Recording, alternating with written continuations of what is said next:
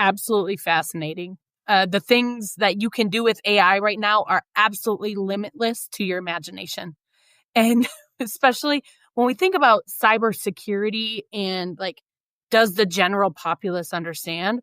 Corporations get it. Then it became like a medium-sized business issue. It became a small business issue. It started becoming like a consumer issue. But now even think about it and tying back into the boss baby theme, it's a kid issue. Our kids are dealing with cybersecurity now on, all the devices within the schools. And so it's always this path of learning, always this, you can't trust what you see on the internet kind of mentality. This is Technophile Real Talk. Thank you to this episode's sponsor, Checkpoint Software.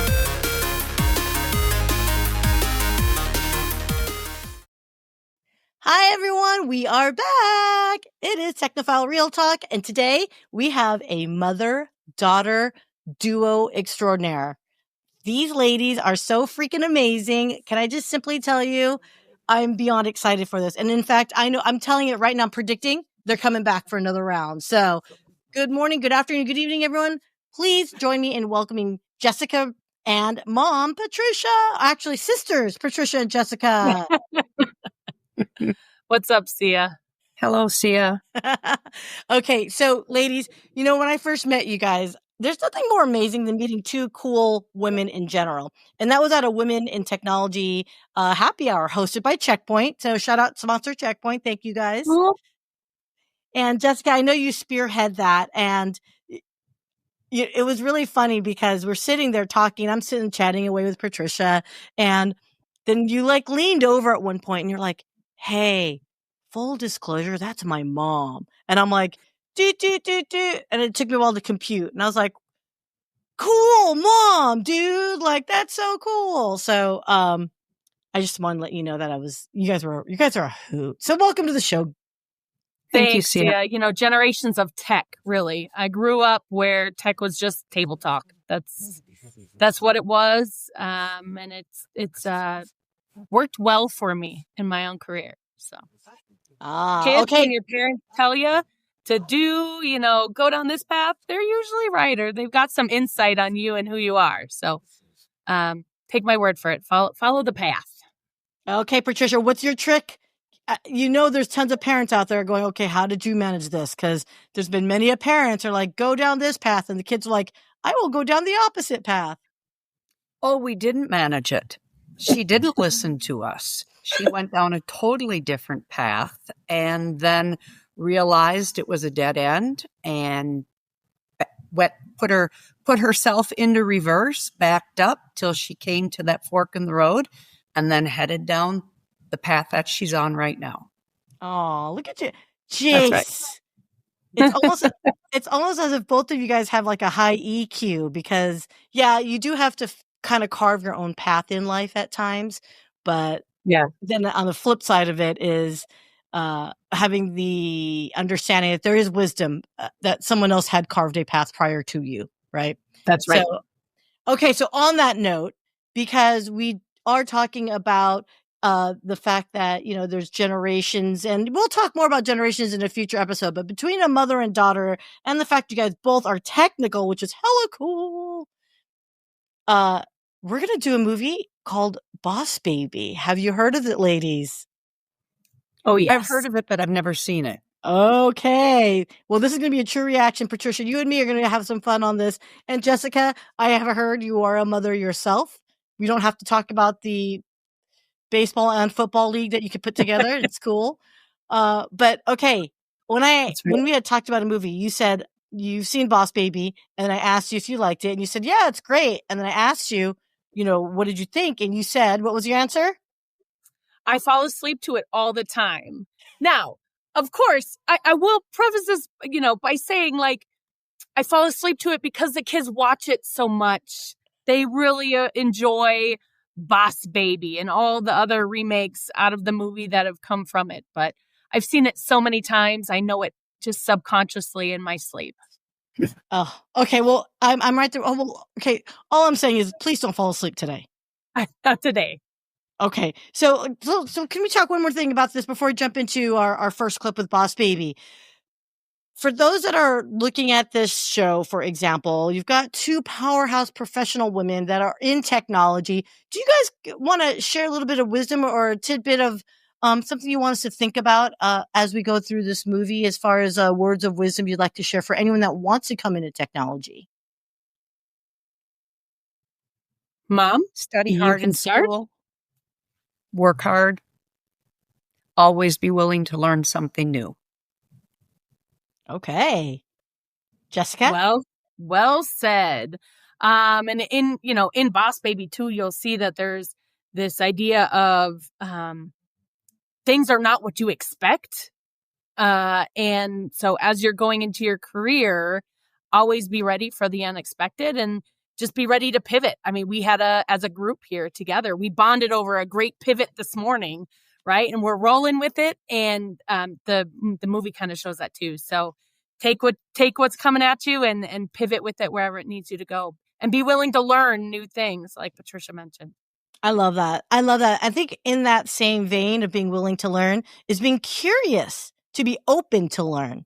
I think that's probably one of the biggest things, especially right now with, I mean, gosh, you guys, I truly feel that we are in this like technology pivot phase. So just like how when we were all a bit, less gray hairs and younger, there was no internet.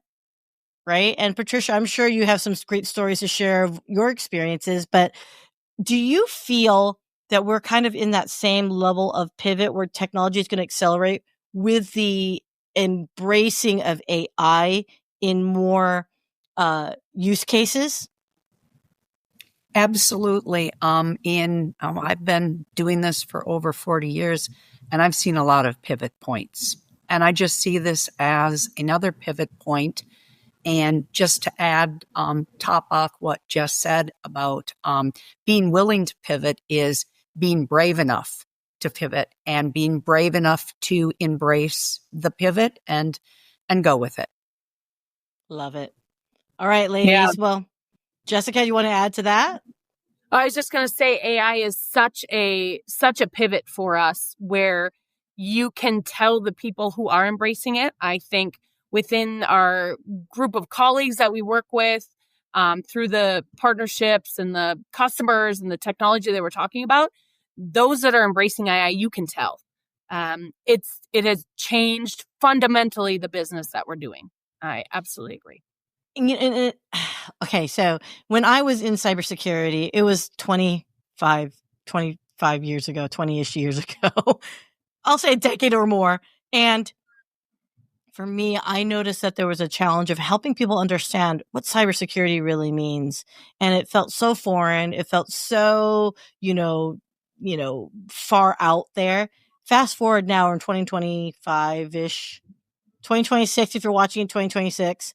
But, fast forward 20 plus odd years later, do you guys feel like society has understood and embraced what cybersecurity actually means and how it applies to them? Or do you think we're still in we've got to educate mode? I think you always have to educate, although within my own family, parents and siblings and everybody has always been warned. Never trust what you get, in a message. Don't click on any links. So, I mean, my family, my extended family who are not in cybersecurity, outside of my immediate family, my children and my spouse, but the ones that are not in cybersecurity, automatically, if they have a question, they reach out to one of us and say, I'm assuming I'm not supposed to click on this link, or I'm assuming that this looks fake. And, so, the motto is never trust.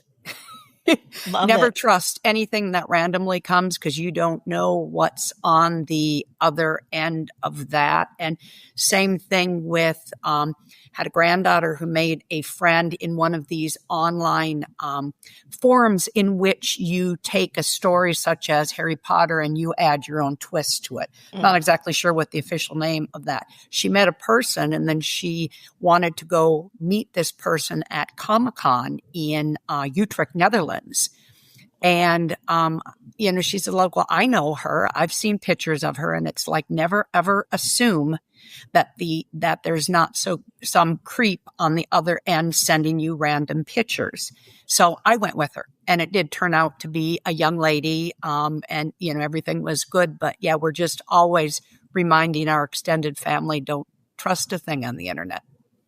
You remind me of two things. One was a buddy of mine who is in cybersecurity sent me a text, and he's in cybersecurity. He's got a security architect role. He's definitely understands what we have to look out for.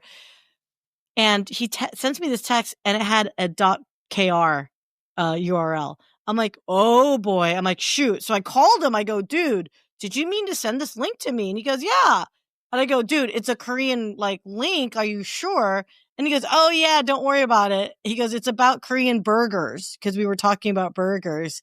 And but again, if I wasn't paying attention, he could have gotten hacked. It could have been, or even though he's in the industry, we all get fooled. We're humans. So I thought that was funny. The second thing that you brought up to me, though, that I thought was crazy is, did you guys hear about that one TikToker that has millions, tens of millions of followers, and it came out that it was an AI? And once they found out it was an AI account, it quadrupled in numbers. They were like, oh yeah, we definitely want to follow that now. Isn't that the craziest thing?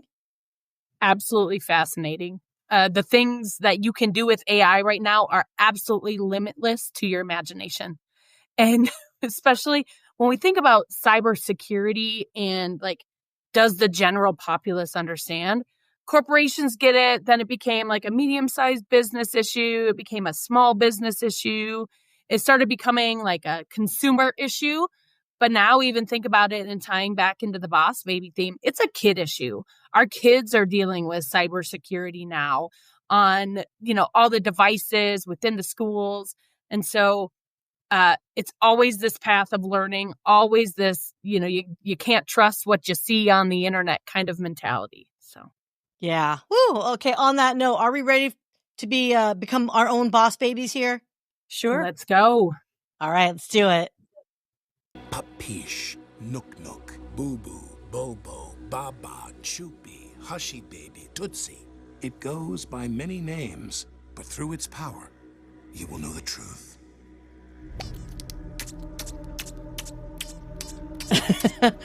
Oh. Come on, faster!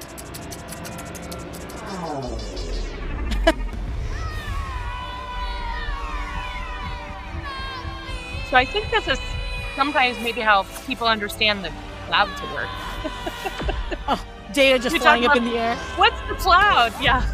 It's this interdimensional thing you enter into. Where are we? Welcome to Baby Core. Whoa. No way. Thank you. What? Okay. Relax. They can't see us or hear us. We're virtual and stuff? Like a virtual machine? They're holograms as well. Wow. Okay. Don't embarrass yourself, Templeton. I can still see you. So this is where babies come from? Where'd you think? The Cabbage Patch? Magic fairies? No, my parents told me that. This is where internet comes from. Oh, That's right. No, it's disgusting. Yeah, it didn't sound right to me either. And the internet was created because of a certain industry. If people knew where babies really Right? came from, they'd never have one. Same thing with hot dogs, by the way. Going up, please. So how come I don't remember this place? Oh, you did? But after normal babies get their pacifiers taken away, you forget all about Baby Core. How come you're not normal? Well, a few of us, the best of the best, are selected for the ultimate honor. Upper management. Floor 20,000. Is where all the Where the action- upper management sits away from the rest of the workers. So this whole place is run by babies? Yep. My dad says those who can't. Back in the day, we called that the ivory tower. I look at this and I see them being sucked into the cloud. I still remember once, many years ago, when some family members, we gifted them some Kindles and we were trying to explain where their books were. And we said, well, it's in the cloud. And I mean, this was, my mother, who is obviously senior to me. And it was really a really hard concept, whatever that was 20 years ago. Now, it's like, oh, they get it's in the cloud. Everything's in the cloud. But when I saw them being sucked in, I thought, okay, they're going to the cloud. That's what the cloud looks like. Yeah. There was a short about clouds, and it was like every other word was cloud, and they had cotton balls for clouds, and they're just finding the cloud. It was pretty funny. It was an HP video, actually. Right. This is so funny. Look at that. A parent's like, I'm not questioning. So my It's very Matrixy, right? Their persona is in this alternate place, but their bodies is still kind of grounded back at home, and they're plugged in through the pacifier into this matrix of where we all come from. Whoa, now that's a big fat baby. That's a lot going on. This is super colossal big fat boss baby. He was the youngest. Just the idea of it is What? genius idea. What a cute movie. This is a cute movie so far. Years ago, but I still try and live up to his legend. In every situation, I ask myself, WWSCBF what would super colossal big fat boss baby do? So that's all you get? Your picture on the wall? Come here. And the idea that you have the ability to tag in or tag out of this universe, right? So the elite of the elite get to stay here and work here. They're the best babies. But even in other clips of the movie, they're writing notes and it's scribble in crayon. So they have, although they're the smart of the smart, they still have this limitation in terms of their babiness and their baby-likeness that they bring to the office. And obviously they don't get to work from home. Oh. No work from home in baby boss world? No. Okay. Expectations are high. Okay. Wow. Ladies, we have to talk about this. Ladies. I think we were already commenting on it as we're going, but that is hilarious. Okay. Just very Matrixy, as you'd mentioned. So on a scale of 1 to 10, how close to Matrix do you think they took riffs off of? Ooh, now as we're talking through it, I'm thinking we're more like 9, 10. Like that was the whole premise of the movie, was to create something Matrixy for kids. Get them indoctrinated way young. Exactly. Patricia. I agree. It certainly seems like they got sucked into the Matrix at the very beginning, and maybe the Matrix is the cloud. Maybe the Matrix was the cloud, the original Matrix with Keanu Reeves. Maybe that was the cloud that they went into. But yeah, a good point. So if I'm understanding this, and the boss baby is his younger brother.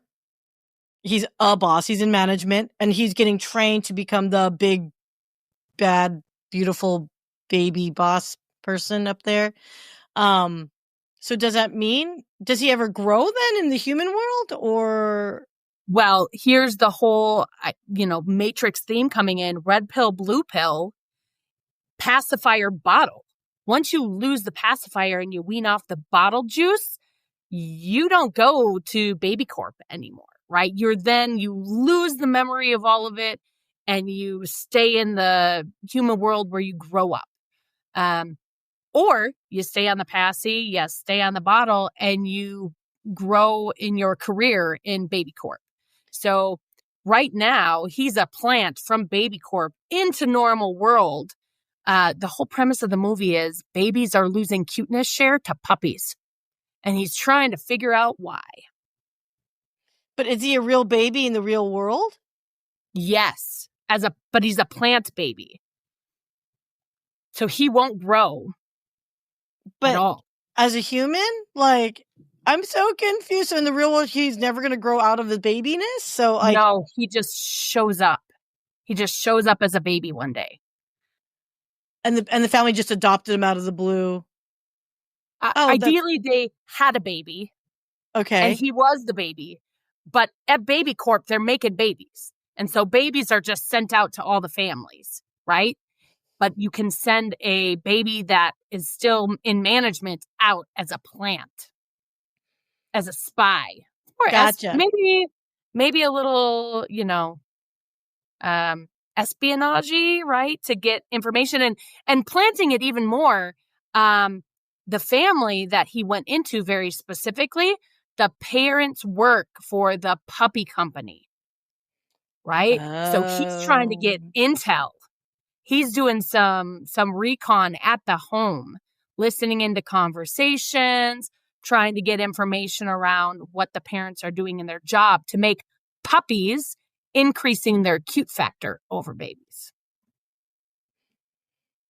Okay. I'm just going to go ahead and say it. I have dogs, so, and I don't have kids, so this movie might be made for me. Do you guys have pets? Oh, yes. Dogs and cats. Yep. How many? Oh, wait. Is it Jessica or is it you, Patricia, that has like literally like a zoo? I Both? think that could be both of us, actually. I think we both. I have 2 large dogs, and up until just a short amount of time ago, two cats. So now I'm down to 2 dogs and 1 cat, but have had animals ever since my husband and I got married, raising kids. Animals have always been a part. And we've got 3 dogs, 2 eyelash geckos, and some sort of snake. I don't know. I can't tell you what kind it is. But the problem is when they're small, they are cute, and you want to kind of round them all up. And then they grow up and they get attitudes like human teenagers, and they go through their growth spurts, just like babies into children into adults do. But they're so cute when they're so small. You know, I never really got that baby fever, but I will say, I took a walk the other day and I saw this like baby. Like, I was like, "Ooh, you sure you want to take out that baby? It looks so young." And, but it was, I have to say, cute baby. Okay, can I ask a real honest question, ladies? Like, not to imply that your children are not beautiful. Obviously, Jessica was beautiful. But when babies are first born, they're not exactly the cutest things ever. Or are they in your eyes? Well, they don't come out in the best of shape, right? Like those first few photos, there's reasons I think they're less published than maybe the, few hours old, even a couple weeks old. Like sometimes we're like, "Ooh, you're going to grow into that face." And I'm speaking of my own kids even, right? And they do. But Patricia, have you ever seen like a friend's baby and you're like, "Well, you've got a baby." How about my own? Like Jess said, they don't all come out gorgeous. There's a little bit of a hot mess there when they come out, but it's just something about, when you see, what is it, the ugliest dog contest? And we actually have a friend that her dog won the ugliest dog contest. And there's just a point where, maybe it's like where, negative numbers and then 0, and then you go into positive numbers. There's a point where the ugly is so beautiful because it's so ugly that it's beautiful. I feel like that's straight from the Matrix. We had such a really fun, we had a great conversation on that. In fact, I got feedback of like, we have to do Matrix again. I think we probably should do Matrix from the perspective of us ladies going like, Interesting. Yep. Wouldn't it be interesting? Yeah. Why has it got to be a guy? Why is he the chosen one? I'm kidding. I'm joking. I don't care about that stuff. Yep. All right. Well, ladies, we can keep talking and I know we could, but are you ready for clip 2? Sure. Clip number 2. Let's go. I'm gonna have to, stop you.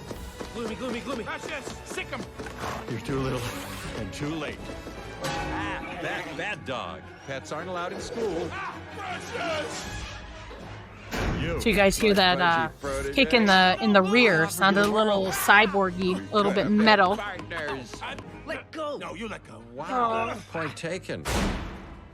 Lollipops are that sticky for the record. Hey, that's my girls. Really, Dad? So they've created this like cyborg body that the babies are able to jump into and interface the real world with as adults or with adult personas. Okay, Mom and Dad, let's hug 'em Oh, that's good to know. death. Thank you. Don't worry about us. Get to the server. Down from there. Oh, it's so weird. Lollies! Never touch another man's pony! Here, stick around. And then you've got all these parents that are coming into the scene and they're all holding their cell phones that are hypnotizing them and making them zombies. Oh, It's okay, got some thank you. real world implications here, I think. Because the hand acts as a key. No. Hey, no. Oh, because it's his other suit, so he's got the same handprint in both of them. What are you doing? Oh, Yeah. okay. No, don't do that.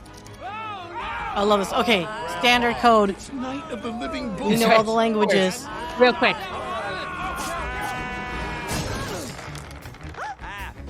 Back, you little monsters. You back off, Fanny Pants. Now, the whole time, they're babies fighting in these large bodies where they could just jump out of the cyborgness and... Oh, there it is right there. Look at A. There we go. Look at that.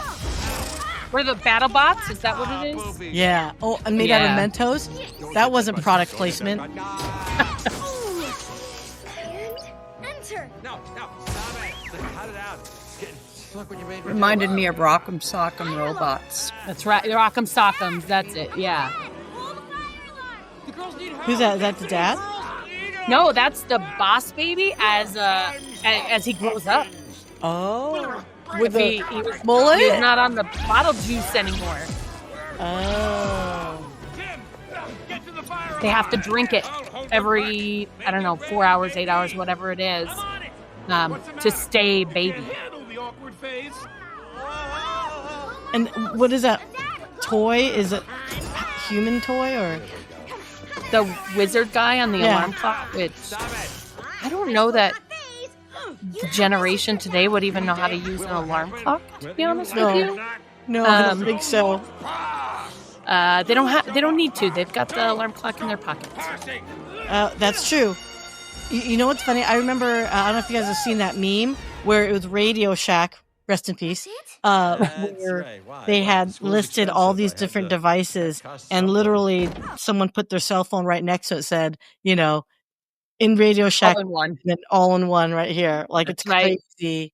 Yeah, That's right. pretty neat. Okay, that scene has all the cool things we could talk about because you've got robotics. You have to assume artificial intelligence is managing this somehow, somewhere. Right. The design around it. Okay, and me being a data center person is, how the heck do they have the compute power to manage all this stuff? Like, I am like, this is too much for me. And I know, Patricia, you were a little quiet there. What did you think of that scene, having never seen it before? Well, having been an administrator in the past, I'm sure glad I didn't have to climb a tree to get to get to my equipment. I kind of like, why is it in a tree? But then again, we've got the babies running the data center. I was happy to see that the door was locked. I thought that was appropriate. When I saw the alarm clock and you guys talked about we don't need alarm clocks anymore, it brought me back to, years ago traveling and needing to be up at a certain time because I was teaching and always worried about the hotel alarm clock working. And then you guys might not even remember when you'd call the front desk and ask for a wake-up call. Oh, yeah. I still do. So- I and still They do. still let you do that. don't Yeah. worry about any of that stuff anymore because, like you said, all those devices that you used to buy at Radio Shack, may it rest in peace. It was my husband's favorite store. Now you carry them around. It's on your cell phone. So yeah, I thought, and I absolutely liked the little wizard alarm clock, and it reminded me, I don't even know what they're called, toys from ages ago, where you'd have like a little wizard on the top, and on the very bottom, you would press it, and it was like a little puppet. It was like a mini little puppet. Jessica, do you remember? I don't know if you, a little mini puppet, and you'd press one side and it had like elastic bands in it. So it would bend, and then you'd let it up and go straight, and then you'd press the other side. I'm going to have to look that up, and I'll ask my chat GPT exactly what that toy from a lot of years ago was called, because I can't remember. It's too Listen, funny. in terms of like when we think about the premise of this baby corp and it's babies setting up everything, do we expect anything less than babies to build their IT infrastructure in a tree? Like why not? Why not? Because there's a respect for technology, right? Because there's that trope where we did the IT crowd. We did IT crowd a bit I think it was our very, very, very first episode last year, and I want to revisit that one because they put I'm all in on that. My favorite show. I love them, and they put them in the basement. Right? There's an assumption that you tuck away technology into the basement, and the reality of it is like, yeah, sure, there are times it's down there, but there's also water leakage, right? Like that can get to a lot of electronic components. Now, I get it. There's a water cooled stuff and all that stuff. That I'm not talking about that, but yeah, heck yeah. Why wouldn't you put everything in a tree, man? I love climbing trees as a kid.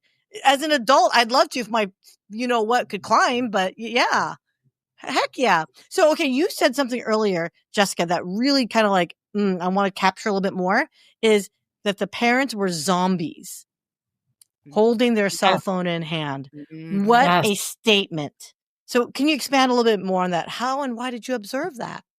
Yeah. In the movies, they all download an app, and the app hypnotizes them and does the, twirly colors and turns them into zombies that are programmable, that can be easily suggestible.